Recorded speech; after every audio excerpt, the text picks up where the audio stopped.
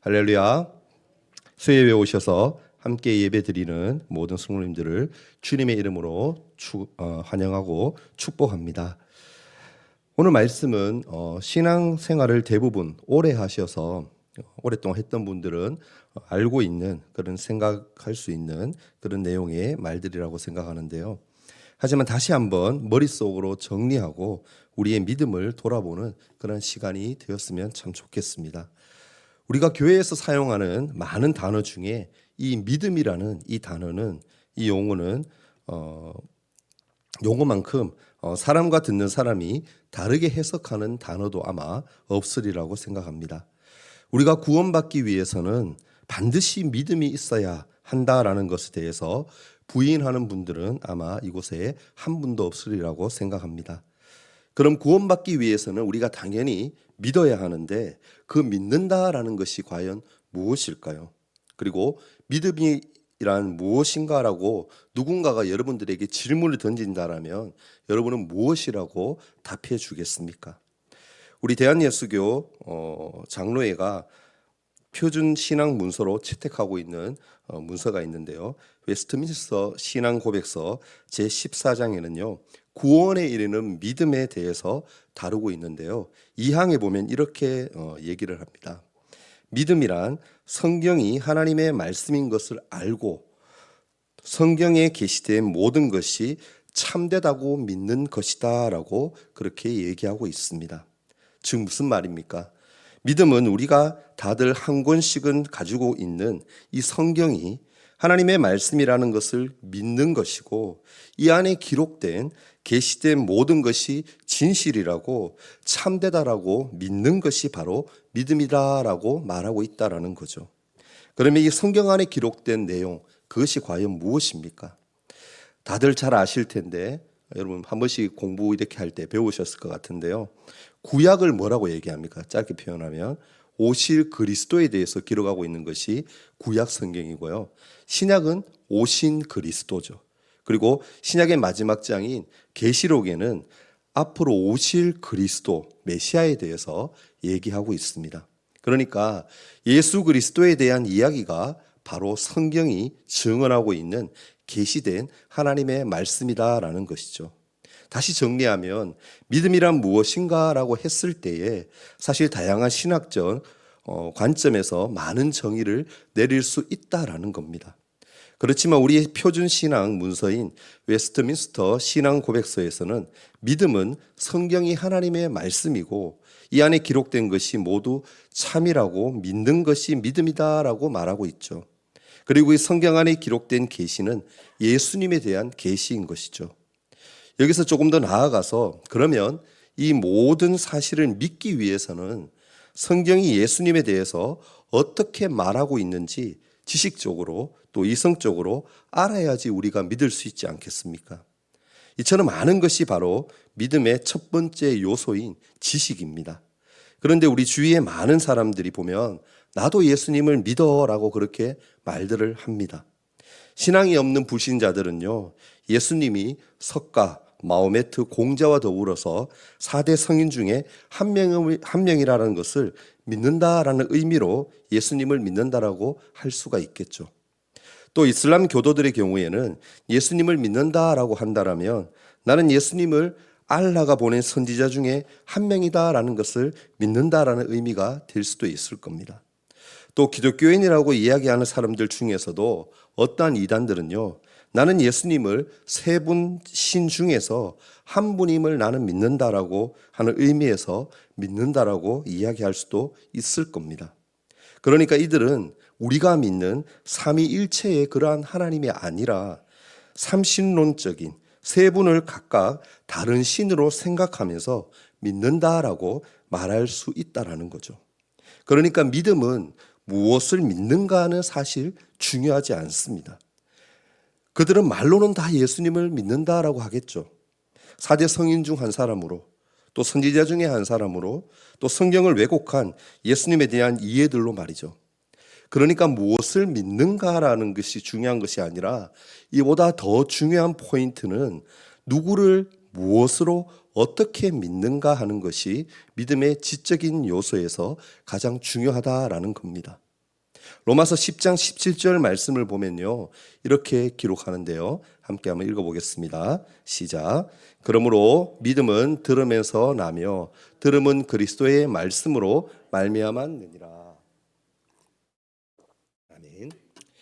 믿음은 성경은 분명히 들으면서 난다라고 말하고 있습니다. 계시의 내용인 복음과 예수님에 대한 지식이 내게 흡수되지 않고는 구원이 있을 수가 없는 것이죠. 그러므로 우리는 들음으로써 이성을 통해 알게 되고 깨닫게 되는 지식이라는 첫 번째 단계를 거치고 나면 두 번째로 어떤 단계가 들어가냐면 동의의 단계로 들어갑니다. 우리가 듣고 알게 된 지식에 대해서 동의하고 수납하는 거죠. 우리가 보통 여러분 우리가 할렐루야 그러면 뭐라고 얘기합니까? 어떻게 답변이 돌아오죠? 아멘이라고 하지 않습니까? 이 아멘이라고 하는 의미가 바로 여기에 해당됩니다. 이러한 복음에 대한 동의는요, 첫째로 나는 죄인이라는 사실에 동의하는 의미를 담고 있다라는 겁니다. 하나님의 긍휼과 은혜가 아니었다라면 우리는 죄로 인해서 지옥에 갈 수밖에 없는 인생인 것을 아는 것이죠. 둘째로는 나 스스로를 구원하지 못한다라는 사실에 대한 동의입니다. 또 셋째로는 어떻게 볼 수 있을까요? 나를 구원해 줄 구원자가 필요하다는 사실에 대한 동의죠.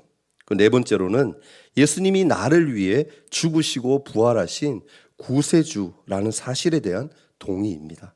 그리고 마지막으로 다섯 번째는요, 예수님을 믿으면 영생한다라는 복음의 내용에 구체적으로 동의하고 수납하는 의미가 있다라는 거죠. 이렇게 첫째 지식의 요소와 두 번째 단계인 동의를 거쳐서 세 번째 요소로 나아가게 되는데, 이제 세 번째는 뭐냐면은 바로 신뢰입니다. 이 신뢰의 단계로 넘어올 때 비로소 우리의 믿음은 참된 믿음이 된다라는 것입니다. 그런데 여기서 우리는 또 다른 질문이 생길 수가 있습니다. 그렇다면 어떻게 우리의 믿음의 대상이 되는 예수님을 온전히 신뢰하는 단계로 나아갈 수 있느냐입니다. 어떻게 그분께 우리의 모든 것을 맡기며 의지할 수가 있을까이죠.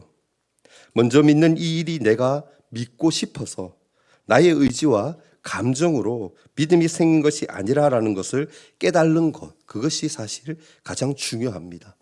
더 정확히 말하면 이 믿는 일은 성령님이 하시는 일이면서 동시에 사람이 하는 일이다라는 것을 우리는 기억해야 합니다.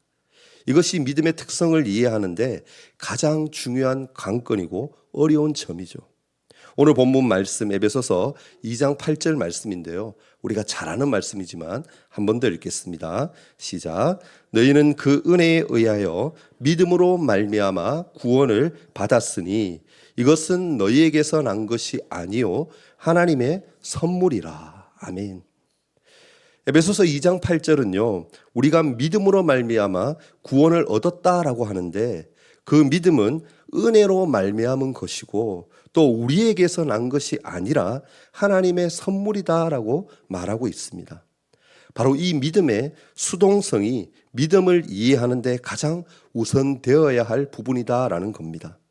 구원받으려면 우선 믿어야 되는데 그 믿음은 내가 믿고 싶어서 믿는 것이 아니라 하나님이 선물로 우리에게 주신 것이다라고 성경은 분명히 말하고 있습니다. 내가 내 개인적인 의지로 내 스스로의 결정으로 오늘 이 자리에 있다라고 여러분 생각하는 분 혹시 계십니까? 주후 2025년 12월 17일 오후 7시 48분에 이 예배 자리에 앉아 있는 것이 여러분 우연이라고 생각되어지십니까? 이렇게 예배를 드릴 수 있도록 또 교회에 나올 수 있도록 믿음 생활을 할 수 있도록 인도하시는 분이 하나님이다라는 것을 우리는 믿음으로 받아들일 수 있어야 할 줄 믿습니다. 그러니까 오직 성령님이 가져다 주시는 믿음만이 그리스도를 붙잡는 그러한 믿음이며 그리스도와 연합을 이루는 참 신앙이다라는 것을 기억해야 하는 겁니다. 둘째는 이 믿음이 능동적인 성질도 가지고 있다라는 것, 그것도 아셔야 됩니다. 분명 믿음은 수동적으로 하나님이 주셔서 가지게 되죠. 그러나 성령이 구원을 적용하시는 사역에 함께 하셨기에 내가 믿을 수가 있게 된 겁니다. 이해를 돕기 위한 한 가지 예를 제가 말씀드리면요. 여러분 길에서 구걸하는 사람이 있다고 한번 생각해 보십시오. 그런데 지나가는 사람이 그 사람을 너무 불쌍해 보여서 그에게 동전 몇 개를 주려고 동전을 쥔 손을 그 사람에게 뻗습니다. 뻗게 되죠. 이제 동전을 전해줘야 되니까. 그러면 그 사람은 돈을 받기 위해서 어떻게 해야 되죠? 손을 내밀어서 그 동전을 받아야 되겠죠. 그렇게 이 사람이 손을 내밀어 받았다라고 해서 그가 돈을 수고하여 번 것은 사실 아니죠. 손을 내민 것에 공로가 있는 것도 아니죠. 왜냐하면 받을 수 있는 자격이 되어서 받은 게 아니기 때문입니다. 지나가는 사람이 단지 은혜를 베풀어서 받았다라는 거죠. 그러니까 건네주는 동전을 손을 뻗어 받아들여야 획득할 수가, 취할 수가 있는 겁니다. 이런 의미에서 이 구걸하는 사람은요, 적극적으로, 능동적으로 동양을 받은 것이 된다라는 거죠. 여러분, 이것이 믿음입니다. 그래서 믿음은요, 아무런 값과 공로가 없는 것이고 우리가 믿었기 때문에 구원받는 것이 아니라 믿음으로 붙잡는 그 대상인 그리스도 때문에 구원받았다라는 말이 사실은 정확한 표현입니다. 하나님이 우리를 불쌍히 여기셔서 믿음을 선물로 주신 것이고 우리는 믿음의 대상인 그리스도를 붙잡는 그 행위, 액션이 있었다라는 점에서 능동적이다라고 말할 수가 있다라는 겁니다. 여러분, 저는요, 이 믿음의 수동성과 능동성을 잘 이해하고 균형 있게 유지하는 것이 바로 건강한 신앙인이라고 믿습니다. 사실 어느 한쪽만 강조하고 치우친다라면 바른 믿음이 아닐 가능성이 굉장히 많습니다. 한 가지 적용을 해보면요, 우리는 자녀를 둔 부모로서 너무 능동적으로 내 생각대로 내 방법대로 아이를 양육하려고 한다거나 너무 수동적으로 하나님이 대신 맡아 키워달라는 식으로 양육한다라면 하나님이 기대하시는 모습이 아마도 아닐 겁니다.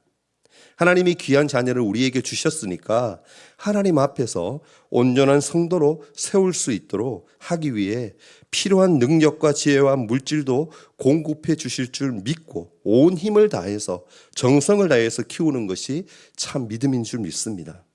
여러분, 시험날이 오고 나서야 하나님이 분명 나에게 지혜를 주셔서 정답을 다 알려주실 거야 라고 생각하면서 전날까지 공부를 하나도 하지 않고 기도만 해서는 안 된다라는 것이죠.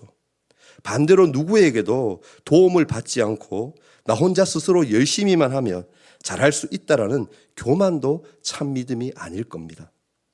최선을 다해서 시험 공부를 하고 준비하되 처음부터 끝까지 전 과정을 하나님의 은혜임을 고백하고 하나님께 영광 돌리는 것이 참 믿음의 모습이다라는 것이죠.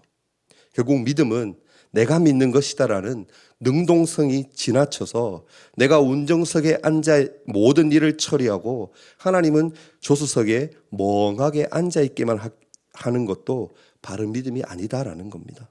그리고 하나님이 모두 하신다라는 생각에 아무것도 하지 않으려는 수동적인 자세 또한 바른 믿음이 아닐 겁니다. 여러분, 믿음은요, 성경이 하나님의 말씀인 것을 알고 성경에 게시된 모든 것이 참이라는 것을 믿는 것이라고 신앙 고백서는 우리에게 말하고 있다라는 겁니다. 그리고 성경은 예수 그리스도 그분만이 참 신이시고 하나님의 아들이시며 우리에게 참 생명을 주시는 유일한 구원자라고 말합니다. 그 예수님을 우리는 성경을 통해 말씀을 들음으로써 지식적으로 알 수 있고 그 지식에 우리의 이성과 감성과 의지가 전인격적으로 동의하고 그분과 온전히 연합하는 신뢰의 단계까지 나아가는 것이 참 믿음입니다. 또한 이런 참 믿음은 나에게서 스스로 난 것이 아니고 나의 개인적인 의지로 믿은 것이 아니라 하나님이 선물로 주신 수동적인 믿음이라는 것을 우리는 반드시 기억해야 합니다. 믿음에 대한 부분은 우리가 좀 어렵지만 그래도 듣고 이해를 했다라면 구원에 대한 부분도 잠시 한번 생각해 보려고 합니다. 사람들은 종종요, 구원을 자신의 공로나 노력으로 얻을 수 있다라고 생각합니다. 착하게 살기만 하면 기도를 열심히 하기만 하면, 교회 봉사를 많이 하기만 하면 구원받는다라고 착각하는 거죠. 하지만 성경은 분명히 우리에게 말합니다. 너희는 그 은혜에 의하여 믿음으로 말미암아 구원을 받았다라고 말이죠. 이 말씀은 우리가 자격이 있어서 구원받은 것이 절대로 아니라 하나님이 거저 주신 선물로 구원을 받았다는 진리를 선포하고 있습니다. 먼저 여기서 말하는 은혜라는 말, 여러분 한 번쯤 많이 들어봤을 것이고 헬라어로 뭐다라는 것도 아마 들어봤을 건데요. 헬라어로 카리스라고 합니다. 받을 자격이 없는 자에게 거저 주시는 선물이 바로 이 은혜인 것이죠. 알다시피 인간은 죄로 인해 하나님 앞에 설 수 없는 그러한 존재였지만 하나님이 우리를 너무너무 사랑하셔서 값없이 예수님을 통해 구원을 주셨습니다. 우리가 여러분 기억할 것은요, 믿음은 구원의 조건이 아니라 통로다라는 사실입니다. 마치 수도꼭지에서 물이 나올 때 파이프를 통해서 흘러나오는 것처럼 하나님의 은혜는 믿음이라는 통로를 통해서 우리에게 흘러 들어온다라는 겁니다. 이처럼 믿음은 하나님이 주신 선물을 받는 손과 같은 것이죠. 그리고 성경은 뭐라고 얘기합니까? 이것은 너희에게서 난 것이 아니요 하나님의 선물이다라고 말합니다. 여기서 이것은 뭘 얘기할까요? 구원 전체를 의미합니다. 다시 말해서 구원도 은혜도 믿음도 모두 하나님이 주신 선물이다라는 것입니다. 그러므로 여러분 우리가 자랑할 것은 아무것도 없는 거죠. 예화를 하나 드리겠습니다. 올해 여름에 여러분 비가 너무 많이 내려서 우리 대구는 그렇지 않지만 다른 지역에는 많은 피해가 있었죠. 이처럼 어느 날 큰 홍수가 한 마을을 젖혔습니다. 수많은 사람들이 물에 떠밀려 갈 위험 속에 있었고 구조대원들이 배를 타고 사람들을 하나하나 구하러 다녔죠. 구조대원 한 명이 물속에 떠있는 그 한 사람을 발견하고 그에게 구명조끼를 던졌습니다. 그 사람은 힘겹게 마침내 구명조끼를 붙잡게 되었고 구조대원이 그 줄을 끌어서 그 사람을 배 위로 올리게 됩니다. 그 사람은 감사해하기도 하고 뿌듯해하며 이렇게 말하죠.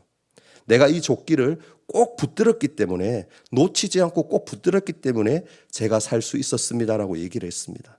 그러나 이 말을 듣고 있던 구조대원은 다시 이렇게 말합니다. 당신이 붙잡았기 때문이 아니라 내가 조끼를 던져주고 당신을 끌어올렸기 때문에 당신은 살 수 있었습니다라고 얘기했다라고 합니다. 여러분 우리의 구원도 마찬가지입니다. 하나님이 먼저 우리의 조끼를 구원의 조끼를 우리에게 던져주셨고 그 은혜인 구원을 믿음으로 붙잡게 하셨다라는 거죠. 구원의 주체는 누구입니까? 오직 하나님이다라는 것입니다. 우리가 한 일은 뭡니까? 그저 붙잡은 것뿐이다라는 것이죠. 여러분 말씀을 맺겠습니다. 나의 구원은 나의 공로가 아니라 오직 은혜다라는 것 여러분 꼭 기억할 수 있기를 바랍니다. 여러분 이것을 기억하면요 우리는 자랑 대신에 감사를 하게 될 겁니다. 내가 기도 많이 해서 내가 신앙생활을 잘해서 구원받은 것 그것 절대 아닙니다. 오직 주님의 은혜로 된 것입니다. 믿음으로 여러분 감사하며 하루하루를 살아가는 것이 구원받은 우리들의 몫인 줄 저는 믿습니다. 사랑하는 여러분, 에베소서 2장 8절 말씀은요 우리에게 구원의 핵심 진리를 선포하고 있습니다. 우리는 하나님의 은혜로 믿음과 구원을 받았고 그것은 전적인 하나님의 선물입니다. 바라기는요 이 사실을 여러분 꼭 기억하시면서 오늘도 감사하며 또한 겸손하게 그리스도만을 자랑하며 그 은혜를 붙들고 날마다 살아갈 수 있기를 예수님의 이름으로 간절히 바라며 축원합니다. 아멘.